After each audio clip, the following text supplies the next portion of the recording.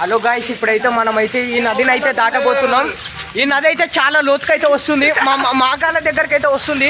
Guys చూసారు కదా, ఈ నదిలోన చాలా మంది ఈ నదిని తప్పించుకోవడానికి ఎంతో మంది తీవ్రంగా గాయపడ్డాం.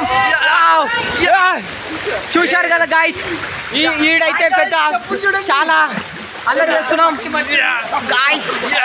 మేము ఇక్కడ ప్రమాదంలో చిక్కుకుపోతున్నాం గాయ్స్. కొడుకుని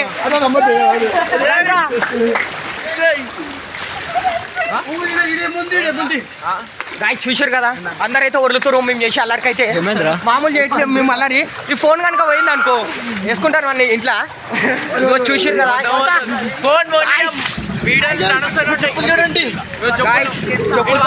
చెప్పులతోనైతే చెప్పులాట ఆడుతున్నాం గాయ్స్. చూడొచ్చు, మీరు నీళ్ళు మాత్రం చూడొచ్చు, చాలా అయితే లోతుకైతే ఉన్నాయి.